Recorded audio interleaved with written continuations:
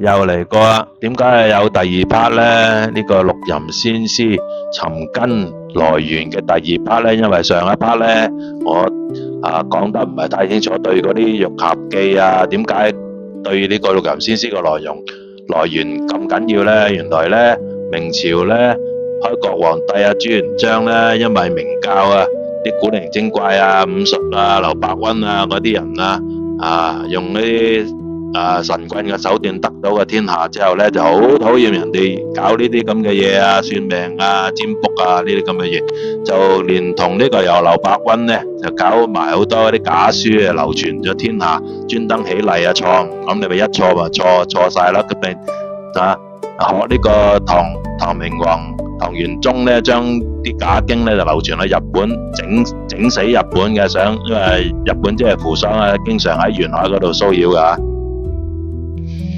好啦，咁所以呢，就集合咗好多呢本書呢，就係民間呢集合咗好多占卜吉凶啊嘅書呢，因為朱元璋唔中意啊嘛，自然就冇一啲正統嘅書籍啦，咁佢就唯有私底下啲術士自己搞一本包羅萬有嘅通書啦，但係其實呢裏面啲嘢呢好流嘅。假託假稱諸葛又邊個又話邊個，又話楊公又話張天師乜乜物物又話許真君咁用佢嚟用佢哋嘅名義出嚟咧，就寫一本書嘅，其實咧係假嘅，本書咧其實就係假嘅，完全咧都唔係嗰回事嚟嘅。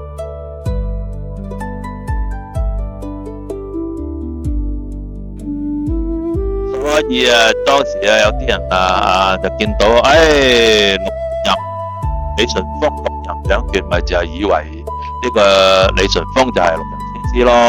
有誤會呢，就係因為係咁樣嚟嘅。咁明清嘅時候呢，因為清朝對呢個宗教管制鬆咗呢，所以就冇咁緊要啦。民間就有啲歷書歷管啦。清朝萬佛歸宗呢，講第二本書啦。萬佛歸宗集符書係將伏羲、茅山嘅上清大法、六甲大法、江湖嗰啲雜亂嘅法撈埋埋，又伏羲又自己又作啲又加埋啲六甲大法茅山個六甲大法係一本經書嚟嘅，道藏裏邊有嘅，將佢撈埋有真有假，咁先至呃到人噶嘛，係嘛？咁再加啲神棍呢，就再喺裏邊呢，再提取揾啲目標喺裏邊呢，即係本萬法歸宗裏邊呢，最緊要呢就有伏羲伏羲點樣呢？就攞支碌棍喺個沙盤度寫字至於寫咩咯喎？以前啲人稍為有啲知識嘅，自己又唔入手詩，咁你問乜嘢，我講到似層層，即係好似求籤咁，我噏首詩出嚟，你都唔知係乜啦，係嘛？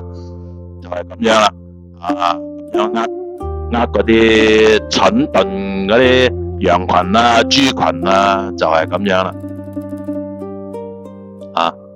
咁嘅啫。有啲比較有啲文化嘅，咁一邊用伏羲咧，一邊咧就喺萬法歸宗裏邊咧攞啲資料出嚟，有啲算生死大法喎，六壬嘅算生死大法咪就喺萬法歸宗度攞出嚟咯，係嘛？跟住咧呢個所謂嘅六壬地理先師冇人知佢個來歷嘅喎，咁咧將佢抽出嚟獨立佢出嚟。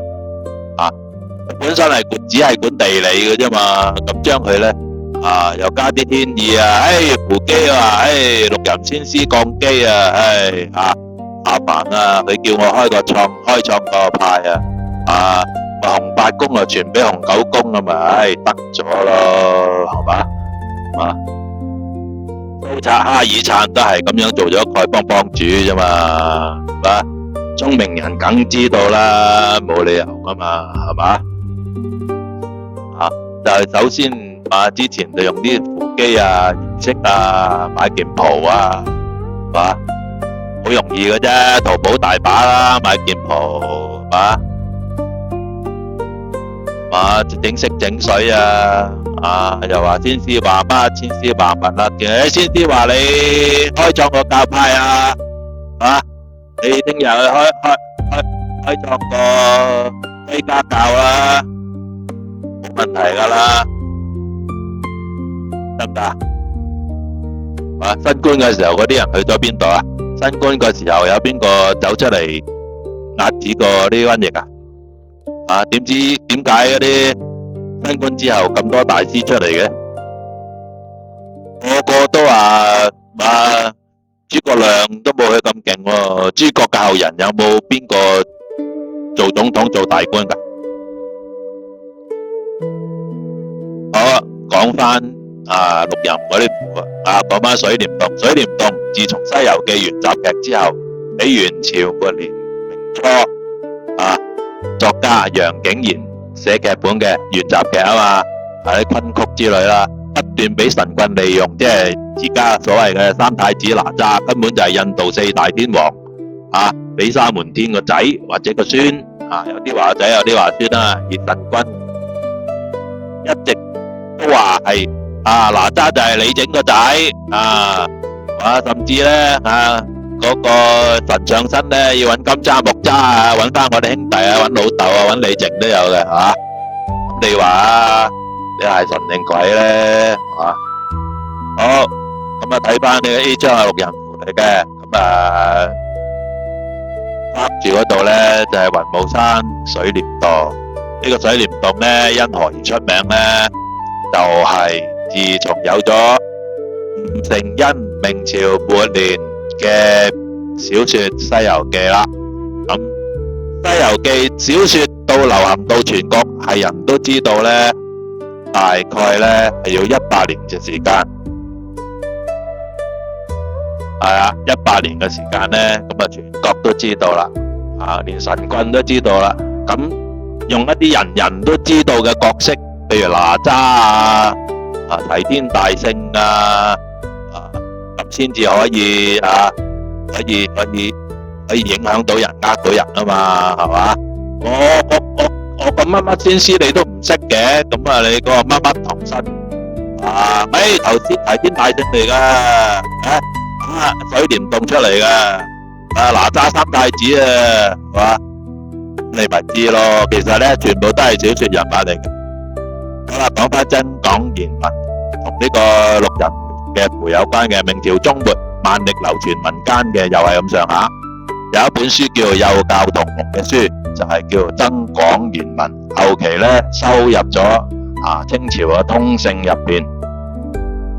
嗰本書咧就教你一啲好基本嘅做人嘅原則畫虎難畫皮難畫骨知人口面不知心路遙知馬力日久見人心嗰啲語句咧就係增廣言文嚟噶。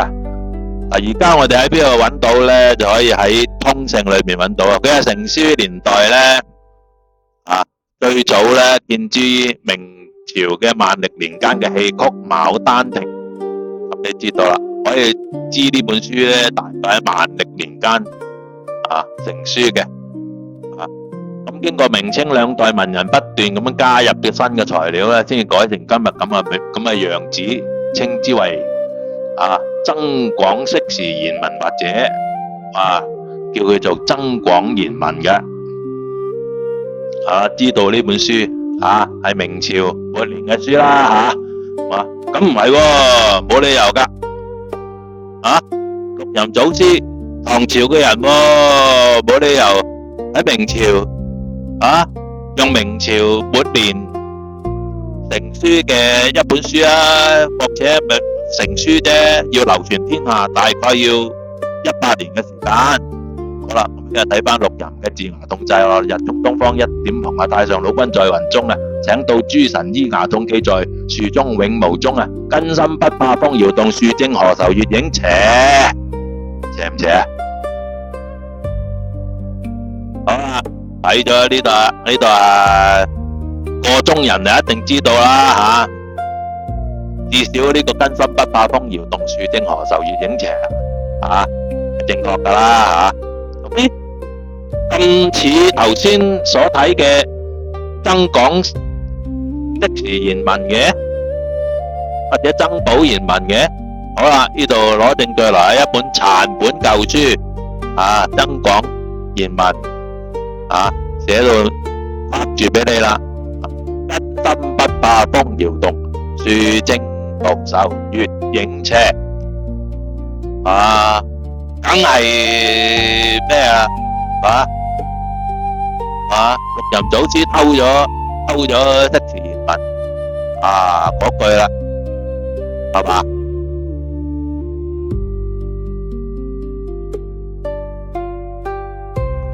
咁奇怪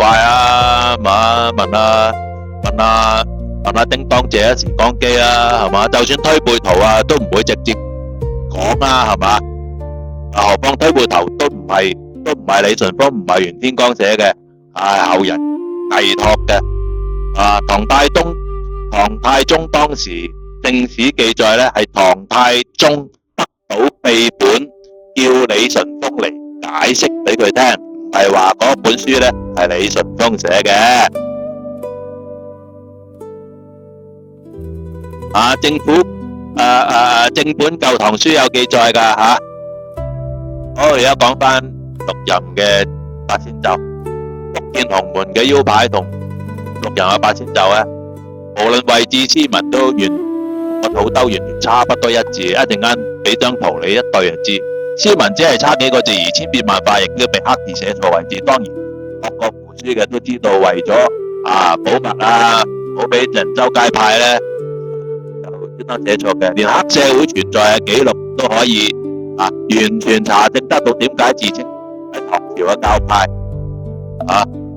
當自唐朝嘅教派年唐宋元明完全冇記錄，冇任何成員嘅記錄。周府縣志說書小說戲曲完全係毫無記錄咧。講真啦，柯督史如果咁耐嘅歷史柯督史都已經真係山咁高啦，就算你計人頭死咗啲骨鋪到鋪滿大地啦，係嘛？咁多年唐朝大佬2000年何況咧八仙咧自古嘅定義都唔同噶。八仙明代以前講法唔一樣嘅，即係你講你八仙，我講我八仙。有漢代八仙唐代八仙、宋元八仙、明朝嘅八仙。明朝嘅八仙喺邊度嚟喺明朝中間，差唔多又係萬曆年間點解咧？紙平大佬。吳元泰嘅《東遊記》嗰陣時啲人有錢，紙又平，出書咯，搵到食，係嘛？好似而家個個都走去幫人算命睇風水一樣八仙呢就係由呢個元泰所佢 mark 邊8個就係邊8個，就流傳到今日冇改過啦。好睇翻呢個乾隆時期廈門三房腰牌，福建三房廈門嘅腰牌腰牌即係黑社會身份證你睇翻對翻顏色，對翻佢1、2、3、4完全一陣間有張圖對翻個手勢完全係差唔多一模一樣嘅，連千變萬化專登寫錯啫，係嘛？佢專登寫錯，好明顯係專登寫錯噶，係嘛？佢寫萬千變化，係嘛？傻嘅都知係千變萬化啦，啱佢專登係寫錯黑社會互相見面嘅時候以咩為證有詩為證念詩咁以前你係間諜，我係間諜，有冇暗號以詩為證，首詩啱就係自己人，首詩唔啱就懟冧你人專登寫錯嘅。如果你係就唔等你啲人，就算偷到你噏錯，一嘢就懟冧你你睇下嗰度鐵尾拐胡爐萬青煙，專登寫錯㗎。喺度睇就睇到啦，鐵尾拐葫蘆萬青煙，專登多幾個字，咁你對翻齊就知道，原來佢鐵拐葫蘆萬青煙，隔離就鐵拐葫蘆萬里燒，呢個國舅曹公雙玉布，其實係板字嚟嘅，專登寫錯。隔離呢錄音嘅呢就國舅曹公宋玉板，係嘛？下邊就仙姑如意立金橋，呢個係黑社會啊噶啦。錄音嘅係咩啊？仙姑如意渡金橋，呢度我專登寫錯啦，係嘛？渡金橋。你亦都可以話，啲鄉下音套都得嘅，格式字數完全嗰個係一樣嘅。國舅曹公又係抄前面一個字，仙姑如意，用分掛起，彩和玉手佢係一手，張果老人一模一樣。點解咁巧合呢？係嘛？其實係原出一元，連格式都一樣，冇走雞啊！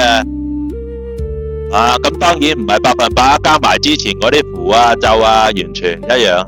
仲有好啦，回吟祖師竟然偷咗台灣宜蘭一個山洞一首詩嘅前半節，又係偷咗半節喎。佢係唔偷晒，偷一橛，同增廣賢文一樣，偷一段，成為自己嘅發咒。呢個山窿呢，就清朝嘅石刻，台灣地區將佢記錄，將佢記錄成官方嘅記錄呢，就用啲墨呢做一個拓本，做咗個網頁呢，就擺喺上網嘅呢個台灣嘅文化館，一陣間呢可以睇到呢個台灣文化館嘅網頁，究竟係點樣講呢一首詩啦？佢究竟係偷咗邊一首詩呢？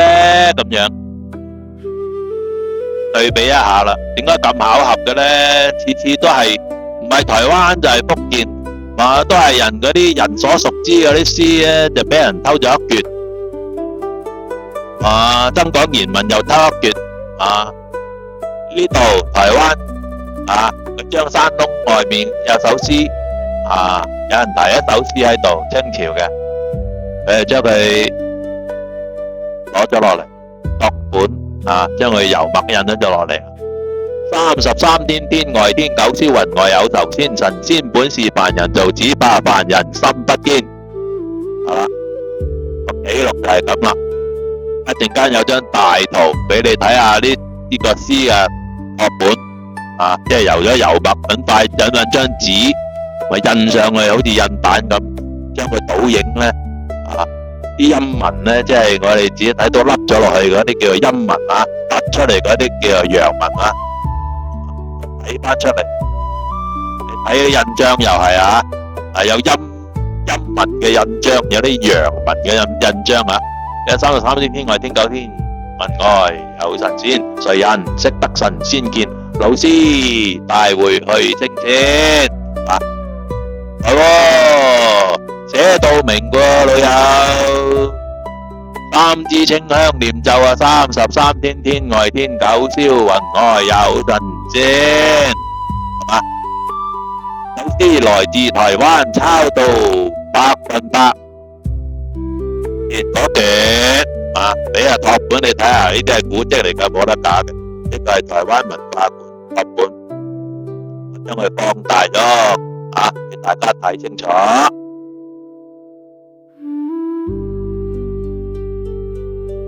正唔正啊？係嘛？33天天外天九霄雲外有神仙，神仙本是凡人做，只怕凡人心不堅。通識嚟啫嘛，呢啲係嘛？有心嘅隨時都揾得到嘅，除非你冇心。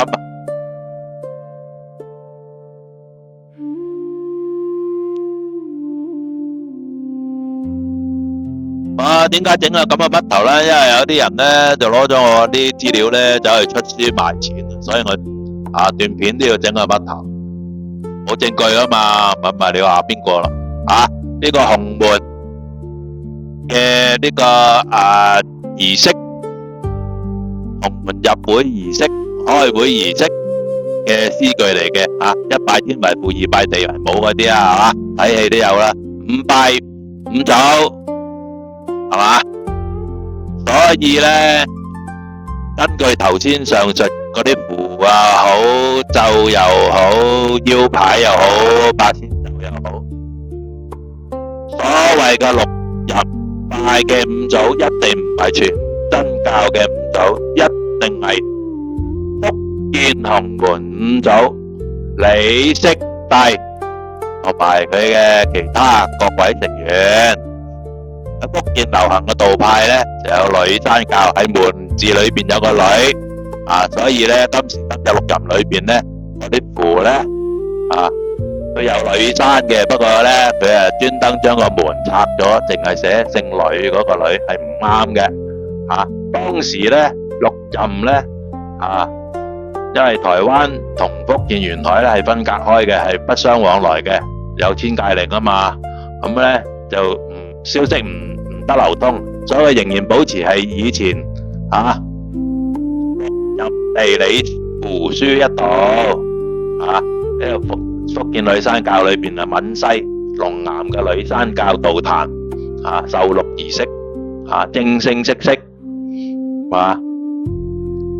土產嘅神靈六壬地理先師，百無禁忌，連殺天殺地殺月殺日殺開山安墳立宅，開山立向，收風動土，嫁娶迎婚，行喪壓殺，管咩淨係管地理呢啲嘢，即係起屋起墳嗰啲咁嘅嘢，同嗰啲神功乜叉物叉其他嘢完全冇關係嘅。清朝嘅時候有啲江湖術士得到萬法歸宗嘅殘卷啦，頭先嗰個啦，上半部係扶乩嘅符，下半部係六甲天書，其實係茅山上清六甲大法唔完整嘅殘卷，加入當時市井神棍嘅雜亂嘅巫術邪法又創作將六壬地理先師咧就抽咗出嚟，獨立出嚟就整咗個教，就揾錢啦。咁快做咩咧？幾日就走噶咯，幾日就收錢咯，趕住去邊咧？以前啲人耕田啫嘛，逗留喺一個地方咧，因為交通唔係咁方便咧，唔會咁頻能嘅。就算騎馬都有排啦，係嘛？你走出譬如你想行出福建，都有排啦，搭船都要幾日啦，係嘛？你咁快做咩？7日搞掂？你咁快為咗咩？係咪趕住收錢走佬？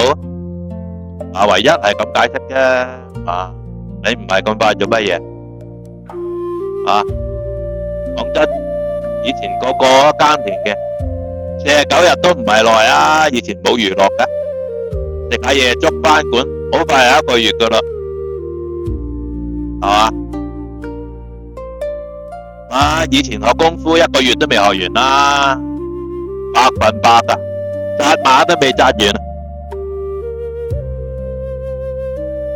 咁快教你嘢？洗下廁所，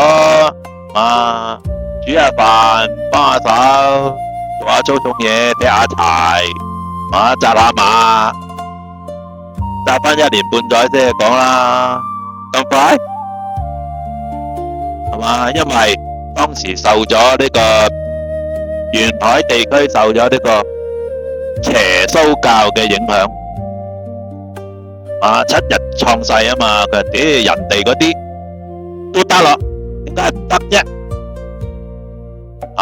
有冇發現自從新冠之後大師湧現現以前做嗰啲咩靚模乜乜菊花喜嗰啲。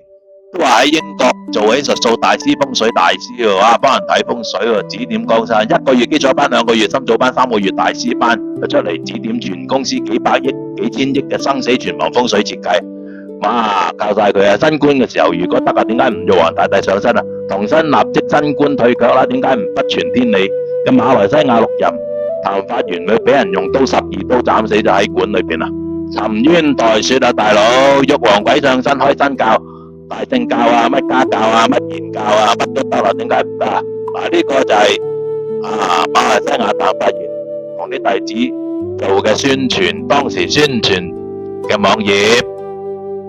我睇下佢點樣介紹自己啦，同埋啲徒弟。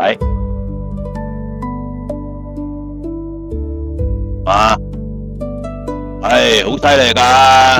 馬來西亞第一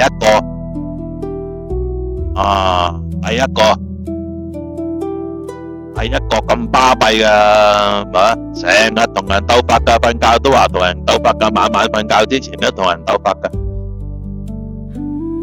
又醫人病喎，咩病都醫得好喎，刀火不侵喎又，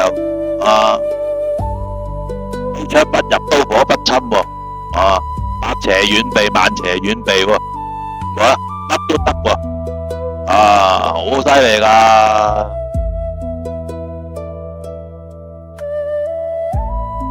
有晒證書，頭先睇到啦嚇，親自頒證書俾你，好隆重噶，嗰啲絕症又話醫得好啦，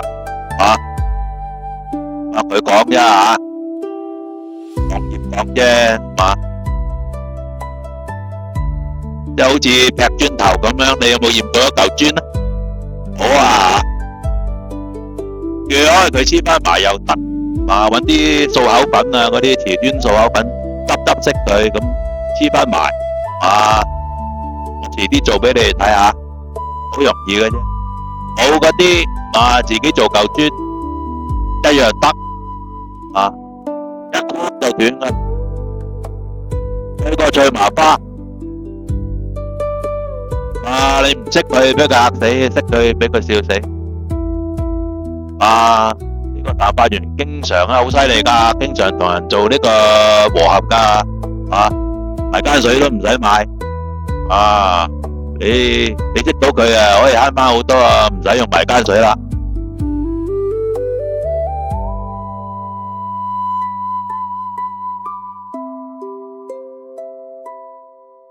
好啦，好快又轉下一 part 啦，呢個佢自己介紹自己，咦，鏡頭一轉嘞噃，一個12月年唔係2025年年尾咯，31號喎，有個死咗，有個人死咗，死者為談發員喎，6人復經館館主喎，馬來西亞嚟嘅喎呢度，沉冤待雪喎，雖然沉冤待雪啫，但係咧啲徒弟善信咧都幫佢搞掂咗啦，呢個佢近照食到好滿腸肥啊！根據佢自己嘅介紹咧，佢未搞呢啲嘢之前咧，搵唔到食嘅，搞咗之後，搞到呢啲嘢之後咧，生意不斷啊，肚滿腸肥靚到不得之了，刀槍不入，水火不侵，不過死咗啫。咩病都醫好嘅，醫唔到自己嘅病。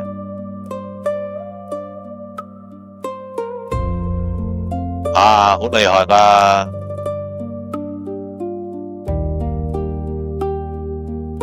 死喺自己嘅館入邊，中咗12刀。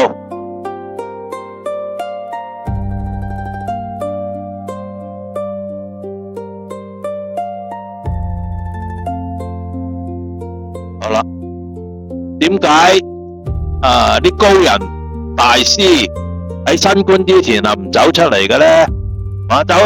新官之前走出嚟，咪唔使死咁多人咯？你睇下，好似印度恒河咁，能洗百病噶嘛？咁多人去洗咗，即時就好翻晒啦，即時就好翻晒。嗰啲火葬嗰啲，即時就燒到啲啲火葬嗰啲爐全部都溶晒，好翻晒咯，以後都唔使食飯啦。呢班靚仔嚟喎，好有型，好靚仔，有晒功架，有晒氣魄，頭頂發光嘅，原來係大名鼎鼎嘅義和團，原來就係大名鼎鼎扶清滅洋，清朝都係靠佢嘅。義和團神功蓋世，刀槍不入，水火不侵，好厲害噶，有晒宗旨噶，係嘛？因為佢刀槍不入，水火不侵啊嘛，子彈都打唔死啊，係嘛？有晒呢個宗旨啊，腰牌啊，佢而家呢個係義和團個牌，都係屬於腰牌啊，以前即係同門分子相應嘅信物啦，義和天心都係天心嚟噶，天心派嚟噶，拿住呢個牌可以出入禁宮冇人阻擋啊！咦，做咩呢？原來呢個義和團俾人斬頭，冇死到啊！呢個義和團斬頭邊係死得啊？刀槍不入，水火不侵噶嘛，邊係斬得佢死啫？你死佢都未死啦，係嘛？歷史係咁噶嘛，係嘛？人係中意聽啲咁嘅嘢嘅，唔會死嘅，死咗翻去問佢攞翻錢啦。所以咧，呢個世界係咩咧？最後尾搞咁多嘢為咗乜嘢咧？其實嗰啲人咧都係為咗呢句啦，恭喜發財啦！好啦，今日講到呢度啦，係咁啦，拜拜。